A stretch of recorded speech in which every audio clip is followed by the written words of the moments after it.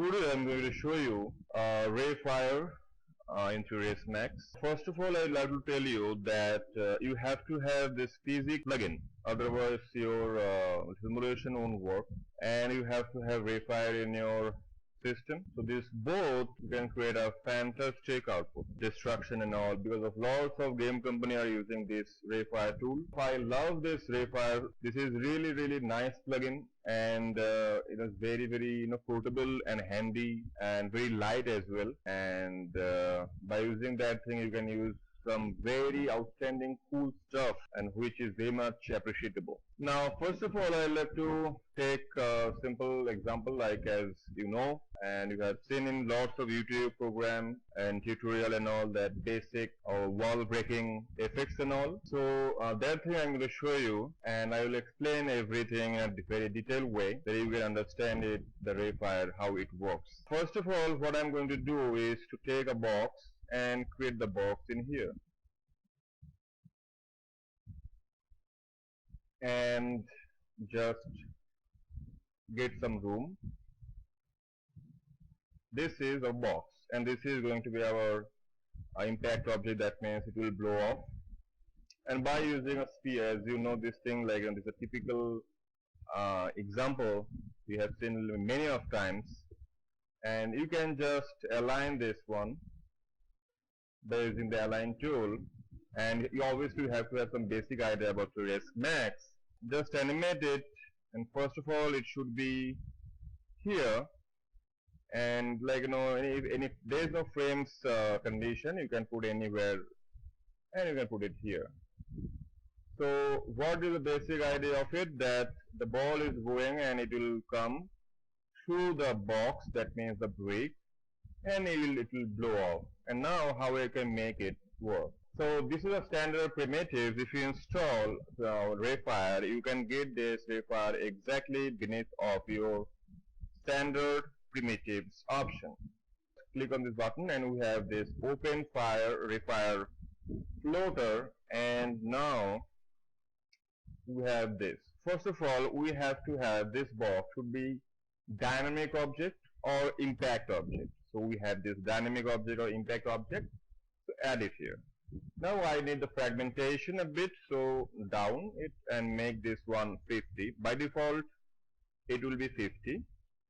So, and these are chunks, and by default we can make a lot of chunks and all, and I need more, so make it 2 and click on this button again. You have the object that is listed in here. What the main idea is, what that this dynamic object or this impact object has the link into this physics. That means what? That gravity is attached with this. So when I'm going to play this one, the ball is going through it and it is going down. Alright. This physical option we have here, so we have to have this plugin, otherwise it won't work. So now what to do? I need to collide the ball with this. So that means is what? In real world, it has to be very much strong. This ball has to be really strong enough, right? So for that only, for strong enough ball or something like that, we are using this static object. So the ball will be in the static object, that so that we can have a very strong, properties of this ball to break this wall. And now it will be interacting. Oh my god, nice, very nice. Now, so the main idea is what? That this static object is very much hard enough to break the wall. Alright, we have to address the issue that it is going down. So it should not go down, right? So we have this activation mode or activation object, which is very important in this case. How? Now see, this one is related with this dynamic object. Now go to physics, now see what it is written in there. Deactivate static dynamic objects, right? So that means what? That Rayfire is telling to that dynamic object that to deactivate it as like static object.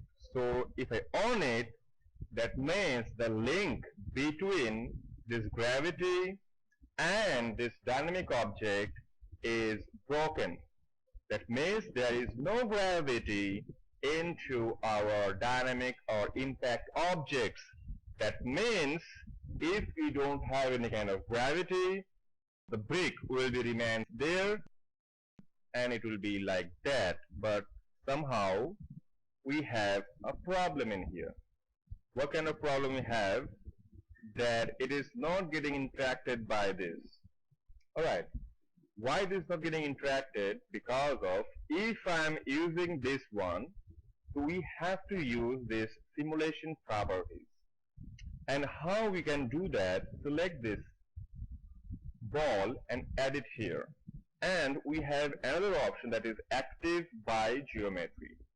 That means we have to active this one, this wall by the geometry. And what is the geometry? Which is the geometry?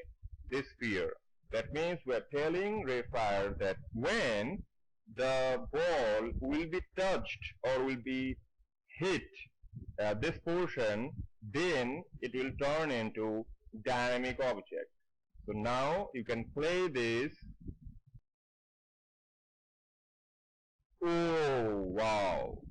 Now see one more thing, that we have a very nice effect, and basically it is happening in the real world. It should not be happening like every box should be pieces and it will be scattered the pieces and all. So now one more thing is this very nice option I have found, that is home grid as ground. What is home grid as ground? Now this is a grid we have. It's called home grid in Rayfire. Now if I check it on, what is going to happen? That this ground, this Rayfire will be calculated as a static object or really hard ground plane object. So if I am going to play it again,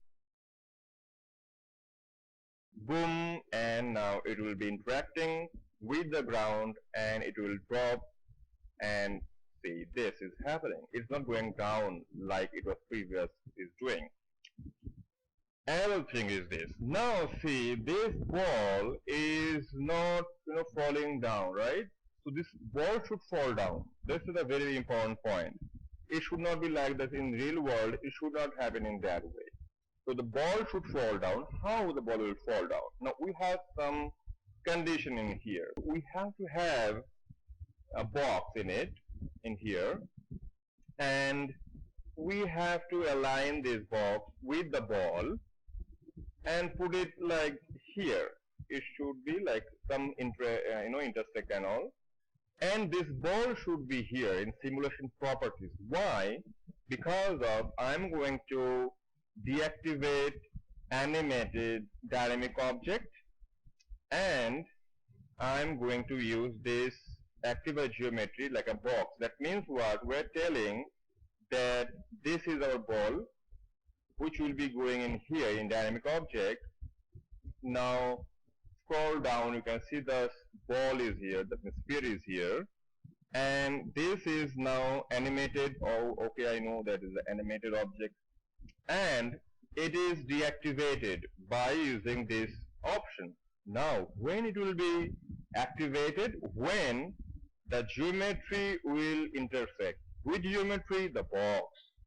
Alright, so now this box I can hide it, play this or take a preview of it once again, and now done, and it is going down. Now see, it is going down. Now it is getting a physical